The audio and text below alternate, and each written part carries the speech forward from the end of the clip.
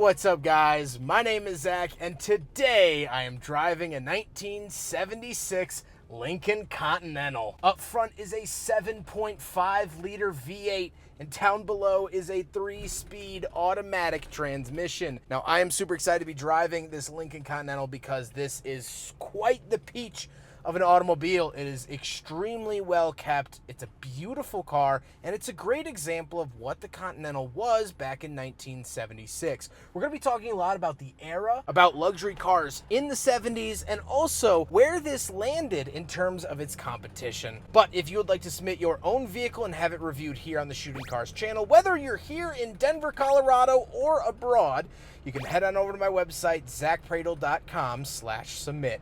But let's get back to that 7.5 liter 460 cubic inch V8 under the hood. Well, it is a very massive engine, and this was sort of the end of the era of Ford putting massive engines into their vehicles. Now, towards the end of the 70s, they started putting 6.5 liters in the Continentals, and it slowly started downsizing until the 1980s, where we got like the 5 liter V8s. This car is decently quick. It does have some get up and go for how massive and how underpowered the engine really is.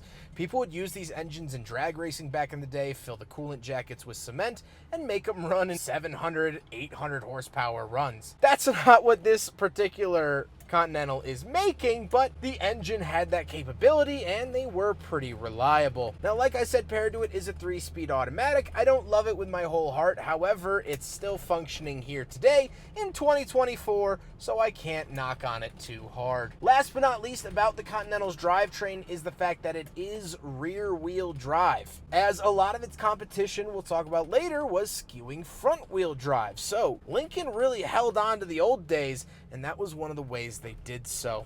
How does it feel to drive a Lincoln Continental from 1976? Well, it's a lovely, lovely experience. As you would expect, it floats and glides over bumps like cocoa butter kisses, and it's unbothered by most situations that you'll put the vehicle in. And that's kind of what you want. You can all picture it now. Everyone has the parent that overreacts, and everyone has the parent that underreacts, and everyone likes the parent that underreacts more because they make you feel like big problems aren't as big. Well, that's how the Continental makes you feel when driving. It makes giant potholes feel like little teacups. And although that might not be the truth, I like to be coddled every once in a while. With that stuff out of the way, let's talk about the interior. Well, in front of me, I have a bunch of gauges, but off to the left is actually a clock. This is a Cartier licensed clock. It's not anything special beyond that, but very cool to see Cartier. In the center, we have our fuel gauge, and off to the right, we have the speedometer with a very optimistic 120. On the steering wheel, we have our cruise control options, but nothing beyond that besides the fact that it does have some pretty low slung grips, which really reinforce that cruiser mentality. Off to the left, we do have our climate vent and light switch, and down below we'll find our climate controls. Very typical of the 70s to have the climate controls off to the left, where they slowly started to migrate into the center towards the 80s. On the door, we have this big puffy button, as well as we have our power mirrors, power tilting options for the seat, power windows, and power locks. Moving into the center, you'll find the warning lights in here. One of the earlier cars to have warning lights. This wasn't really a thing across the board for like fasten seatbelt, alternator engine, things like that. Cars in the 60s had like little lights, but there wasn't a cluster of warning lights like we're more familiar with today. And off to the right, we have the wiper and wash, a cigarette lighter, and we have an aftermarket radio. Although it does look period correct, it's actually a modern radio with modern guts. We do have an ashtray down below, and over across on the dash we have the Continental Mark IV badge with some wood paneling that I think looks totally class. In the center we don't get anything, but this is a good showing of the shag carpet that was here in 1976. It is so plush and comfy. However, something that we never saw ever again, and something that has never come back into style, is shag carpeting. Maybe one day, but in the 50 years since the 70s, sorry to remind you, shag carpeting has yet to make its return. Then we don't have any cup holders, so unfortunately it fails the big friggin' bottle test, but I could have told you that eons ago. And then we'll talk about the seats. I love the gold and white mixture. They are power seats, and they are very, very comfortable. However, speaking of seats, even though this is a coupe, we do have back seats. So let's go do a back seat review. All right, so we're in the back of the 1976 Lincoln Continental, and it's great. Even though it is a coupe, I'm sitting back here. My knees are coming a little close to the seat, a little bit close for comfort, but for a coupe, I don't care. Headroom is good, even with my glasses on the head. I have a little switch here for my reading light. Absolutely love that. I get a little center console, and the white and gold carries on back here. Tons and tons of elegance and class in the back of the Lincoln Continental from 1976. Absolutely love all of this. I mean, just really, truly wonderful.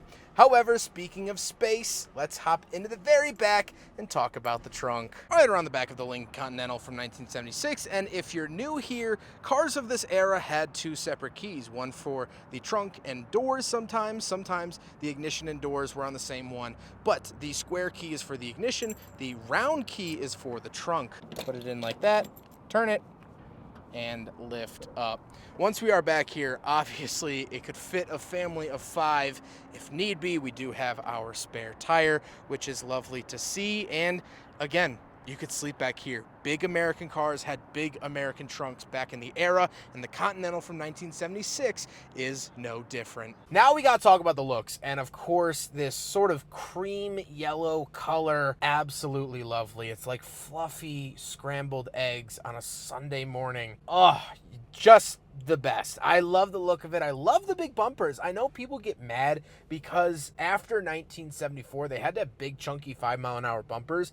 I actually don't mind them. I think they actually look kind of good on the Lincoln Continental. It makes it look more regal. It makes it look more in charge. And I like that. I like the look of it. I like the fake spare tire on the back, that like hump for it, even though it's not where the spare tire goes underneath. I like the angular, but also classiness of the exterior. Overall, looking at this car is just wonderful. And of course, it does in fact have garage door headlights as seen here. However, with all of that being said, let's get on to my final thoughts. What do I think driving this Lincoln Continental from 1976, the last year of the Mark IV? Well, I love this experience. I've had a very good experience. I like the Continental a lot. To peel back the curtain just a little bit, do a little bit of inside baseball, I've filmed 4 cars here today. It's June 19th, 2024. 2 of the previous cars I drove was a 1973 Imperial LeBaron and a 1978 Cadillac Eldorado. And the reason I bring that up is because I've driven a lot of 70s luxury cars today. I have a pretty good idea of what was going on in the market and what was going on at the time. The Imperial LeBaron was a unibody vehicle, made it a lot lighter than the Continental, and it was the largest production non-limo made. It's physically larger than the Continental. But it lacked a certain sturdiness, and just Imperial as a brand didn't last much longer after that car. Actually, by the time this Continental came out, the Imperial brand was pretty much down the tubes. And then we have the Cadillac Eldorado, a much plusher driving experience, sure. But there was a certain braggiose that came with it. It's a Cadillac. It has the giant crescent. Actually, the largest Cadillac crescent fitted to a vehicle in metal and not plastic. I couldn't help but want to commit tax evasion while driving that Cadillac. And so it brings me here today to the Continental Mark IV. It has a great ride. It's long. It has great features in here. I like the wood grain on the dash. The seats are comfortable, the Cartier clock. It all works well. It seems to be almost a master of none, but still champion of luxury. And so what I feel driving this is the simple phrase of, it was you all along. I went out and I sowed my wild oats. I dated the crazy redhead. I dated the rich pretty girl. And yet this is still what I want. This is the hometown hero. This is the girl next door. There's a sort of obtainable feeling with this Continental that you don't get with those other cars. It almost seems like a working class luxury car where maybe you could afford this if you worked hard enough. The Cadillac someone will just give that to you if you bat your eyelashes enough. And the Imperial, I don't know, that just seems like a Red Bull infused fever dream. I want to buy something, let's go get it. This feels like I had a Thunderbird and I traded it in when I got that promotion. I wanted to treat myself. I deserve something nicer. That's what this car feels like, and that's what it drives like. It's a blue jean luxury car in the best sense of both words. It's honest, it's real. And that's what I've always loved about the Continental series, whether that be the later front-wheel drive ugly generation, or even the 1980s diesel generation. This car doesn't tell you how to live your life, but when you're down in the dumps, it'll sit with you, maybe even in silence, and just listen.